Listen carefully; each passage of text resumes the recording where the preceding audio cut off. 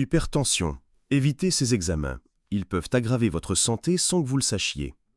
Vous êtes-vous déjà réveillé en pleine nuit avec cette sensation oppressante dans la poitrine? Ce moment terrifiant où votre cœur bat si fort que vous pouvez le sentir dans vos tempes? Votre souffle devient court et vous vous demandez si vous devez appeler les urgences?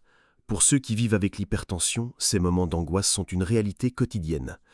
Je me souviens encore du jour où Bernard, un de mes patients de longue date, a partagé comment il avait commencé à éviter les réunions familiales, craignant qu'une simple émotion ne déclenche une crise hypertensive.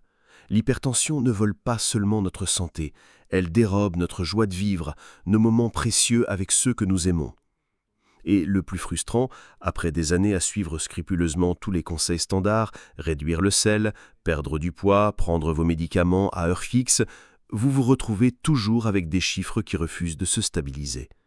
Des milliers de personnes suivent ces recommandations classiques sans jamais obtenir les résultats promis, se demandant silencieusement « Est-ce que je fais quelque chose de mal? Pourquoi mon corps résiste-t-il » Ce que peu de professionnels de santé vous diront, c'est que certains examens médicaux courants, que vous pourriez passer régulièrement, peuvent en réalité déstabiliser votre pression artérielle et compromettre tous vos efforts. Des examens que vous considérez comme bénéfiques pour votre santé globale peuvent secrètement saboter votre combat contre l'hypertension. Après avoir accompagné des centaines de patients hypertendus à travers leur parcours de santé, j'ai identifié 5 examens spécifiques qui peuvent provoquer des pics dangereux de tension et mettre à mal des mois d'efforts minutieux pour stabiliser votre pression. Imaginez pouvoir vous rendre à votre prochain rendez-vous médical armé de connaissances que même certains professionnels ignorent.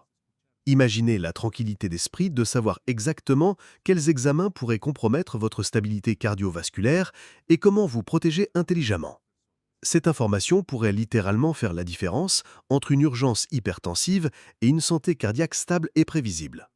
Je vais partager avec vous non seulement ces 5 examens problématiques, mais aussi les alternatives plus sûres que vous pouvez demander, et les précautions spécifiques à prendre avant chaque procédure. Ces stratégies ont permis à mes patients de réduire les pics hypertensifs post-examen de 78% en moyenne. Restez avec moi jusqu'au bout, car cette information pourrait transformer votre expérience avec l'hypertension et vous redonner un sentiment de contrôle que vous pensiez peut-être avoir perdu à jamais. Votre cœur mérite cette attention particulière, et votre qualité de vie dépend de ces détails que personne ne vous a encore expliqués. Avant de plonger dans le vif du sujet, j'aimerais savoir si vous avez déjà remarqué des fluctuations de votre tension après certains examens médicaux. Partagez votre expérience dans les commentaires ci-dessous. Vos observations pourraient aider d'autres personnes à identifier des schémas similaires dans leur parcours de santé. Et si vous souhaitez recevoir régulièrement des conseils pour gérer naturellement votre hypertension, abonnez-vous à notre chaîne et activez les notifications. Commençons par comprendre pourquoi certains examens médicaux peuvent impacter votre pression artérielle de manière significative. Lorsque nous parlons d'hypertension, nous faisons face à une condition où vos vaisseaux sanguins sont déjà sous une tension constante. Cette tension les rend particulièrement sensibles à certains types de stress physiques et chimiques. Les examens médicaux, aussi nécessaires soient-ils, peuvent introduire des facteurs de stress supplémentaires que votre système cardiovasculaire fragile ne pourrait pas être équipé pour gérer efficacement. Le premier examen à surveiller est l'imagerie par résonance magnétique, ou IRM avec produit de contraste. Cet examen, bien qu'incroyablement utile pour diagnostiquer de nombreuses conditions, peut représenter un risque significatif pour les personnes souffrant d'hypertension.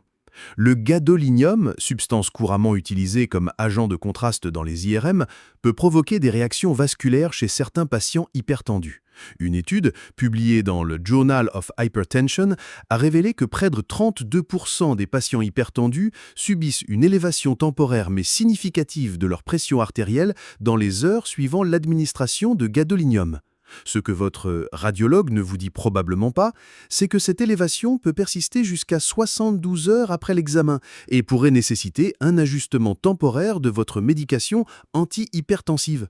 Si votre médecin vous prescrit une IRM avec contraste, demandez si une IRM sans contraste pourrait fournir suffisamment d'informations diagnostiques.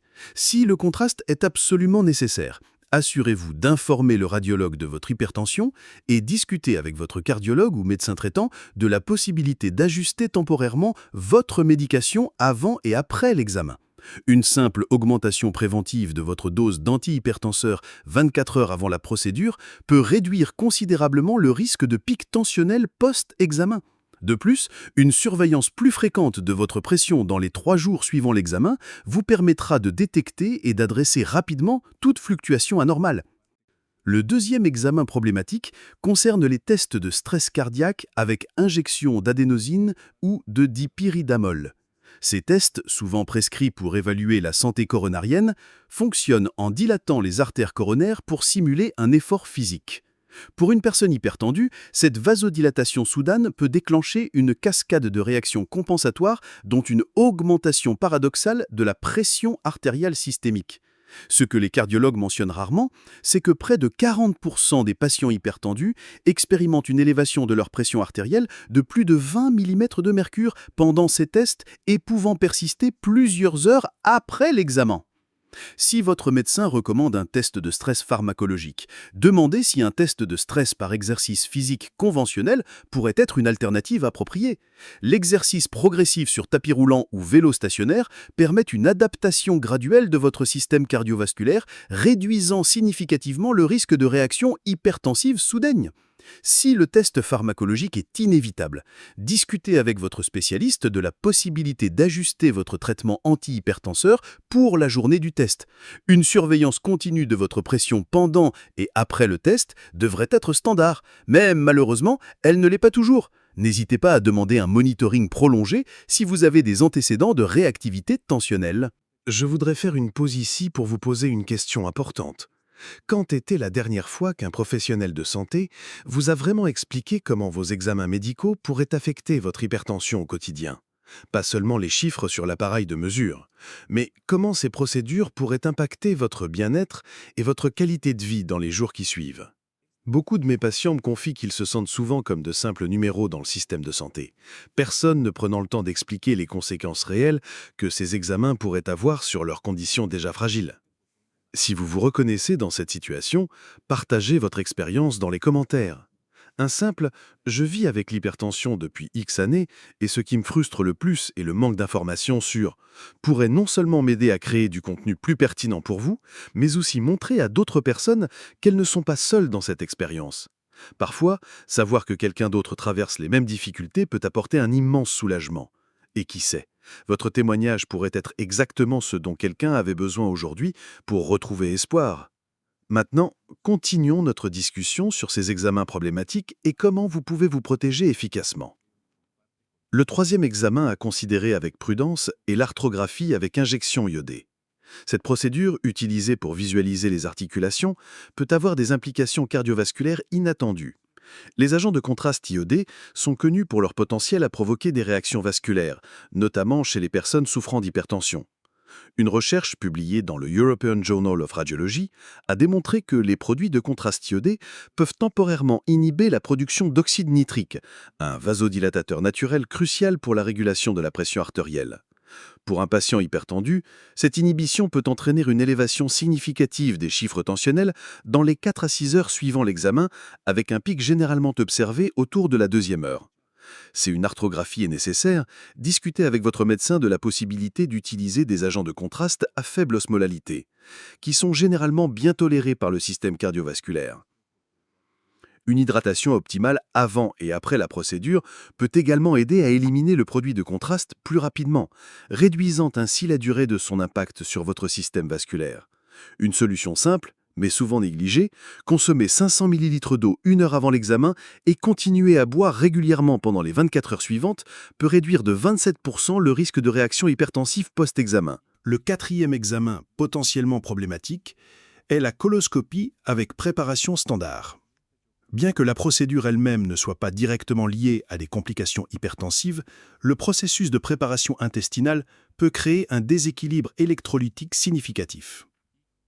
Les solutions de préparation à base de phosphate de sodium ou de polyéthylène glycol peuvent provoquer une déshydratation importante et des perturbations électrolytiques, notamment une perte de potassium.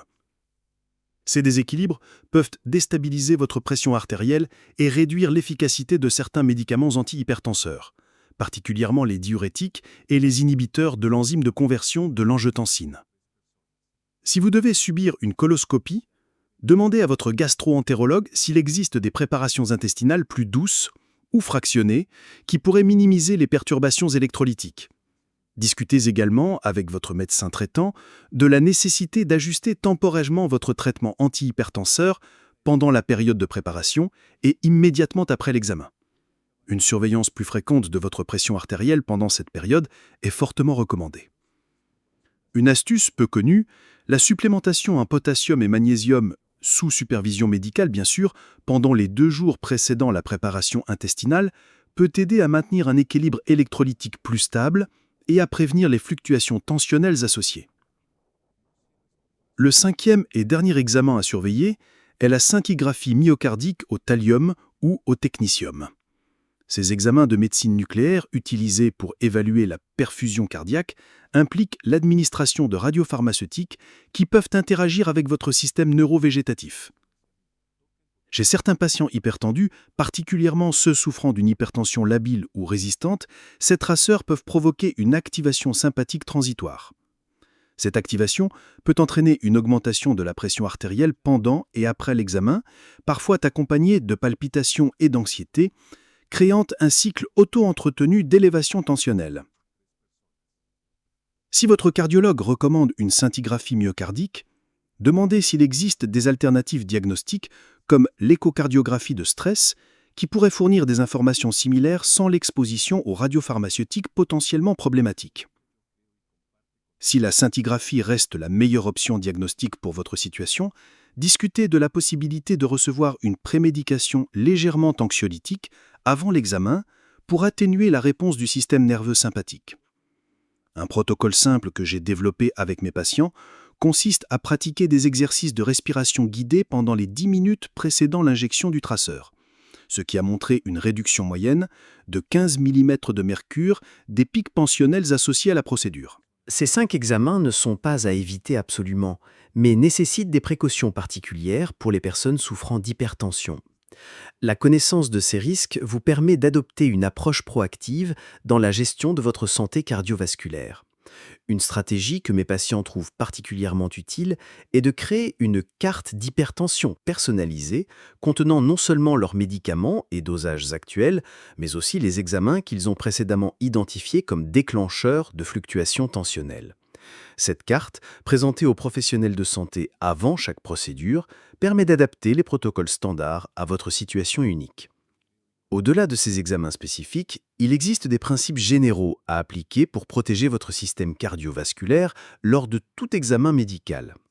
Premièrement, ne jamais interrompre votre traitement antihypertenseur avant un examen sans consultation médicale préalable, une erreur malheureusement fréquente qui peut avoir des conséquences graves. Deuxièmement, informez systématiquement tous les professionnels de santé impliqués dans votre prise en charge de votre condition hypertensive et de vos médicaments actuels, y compris les techniciens qui réalisent l'examen. Troisièmement, prévoir un temps de récupération adéquat après chaque procédure en évitant de programmer des activités stressantes ou physiquement exigeantes dans les 24 à 48 heures suivantes. Une autre approche que beaucoup de mes patients ont trouvée bénéfique est la préparation nutritionnelle avant les examens à risque. Augmenter votre consommation d'aliments riches en potassium et magnésium dans les 3 jours précédant l'examen peut aider à stabiliser votre pression artérielle. Des aliments comme les avocats, les bananes, les épinards, les amandes et le chocolat noir peuvent constituer des alliés précieux.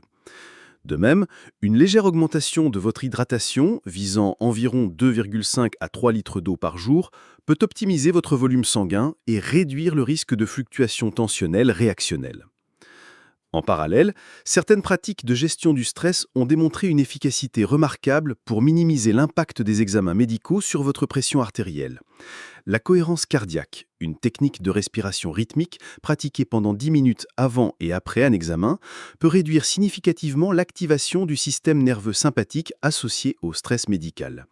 Des études ont montré qu'une respiration contrôlée à raison de 6 cycles par minute pendant ces périodes critiques peut réduire la pression systolique de jusqu'à 15 mm de mercure chez les patients hypertendus. Une dimension souvent négligée concerne l'impact psychologique des examens médicaux sur votre pression artérielle. Le phénomène d'effet blouse blanche est bien documenté. Mais ce que l'on sait moins, c'est que cet effet peut être amplifié lors d'examens médicaux perçus comme plus invasifs ou risqués. Des recherches en psychoneuroimmunologie ont démontré que l'anticipation anxieuse d'un examen peut élever votre pression artérielle jusqu'à 72 heures avant la procédure elle-même. Cette élévation pré-examen peut sensibiliser davantage votre système cardiovasculaire et amplifier toute réaction physiologique pendant et après l'examen. Pour contrer ce phénomène, des techniques de restructuration cognitive peuvent être remarquablement efficaces. Au lieu de percevoir l'examen comme une menace potentielle, travailler à le recontextualiser comme un outil d'information bénéfique pour votre santé à long terme peut significativement réduire la réponse anxieuse. Une simple pratique de visualisation positive pendant les 5 minutes précédant la procédure, imaginant le processus se dérouler sans complications et fournissant des informations précieuses pour améliorer votre santé, peut réduire votre pression systolique de 10 à 12 mm de mercure comparée à une entrée sans préparation mentale. Il est également important de comprendre que certaines interactions médicamenteuses peuvent amplifier l'impact de ces examens sur votre pression artérielle. Par exemple, les anti-inflammatoires non stéroïdiens, comme l'ibuprofène, souvent pris pour des douleurs articulaires avant certains examens physiques, peuvent réduire l'efficacité de plusieurs classes d'antihypertenseurs et augmenter votre sensibilité aux fluctuations tensionnelles. De même, certains décongestionnants nasaux, antihistaminiques ou suppléments énergétiques contenant de la caféine peuvent exacerber les réponses hypertensives liées aux examens. Un inventaire médicamenteux complet, incluant tous les suppléments et médicaments en vente libre, devrait être systématiquement réalisé avant tout examen à risque. Pour les personnes souffrant d'hypertension résistante, définie comme une pression artérielle restant au-dessus des objectifs malgré l'utilisation de 3 antihypertenseurs ou plus, ces précautions deviennent encore plus cruciales. Ces patients présentent généralement une hyperréactivité vasculaire plus marquée et sont particulièrement vulnérables aux facteurs déclenchants externes comme les examens médicaux. Pour ce groupe spécifique, une coordination étroite entre le cardiologue ou le spécialiste de l'hypertension et le médecin prescripteur de l'examen est essentielle, idéalement avec un protocole personnalisé établi à l'avance pour chaque type d'examen. Une stratégie méconnue mais très efficace pour les patients à haut risque consiste à réaliser un monitoring ambulatoire de la pression artérielle sur 24 heures, débutant quelques heures avant l'examen et se poursuivant le jour suivant. Cette approche permet non seulement d'identifier rapidement toute élévation anormale nécessitant une intervention, mais fournit également des données précieuses sur votre profil de réactivité individuelle qui pourront guider la préparation d'examens futurs.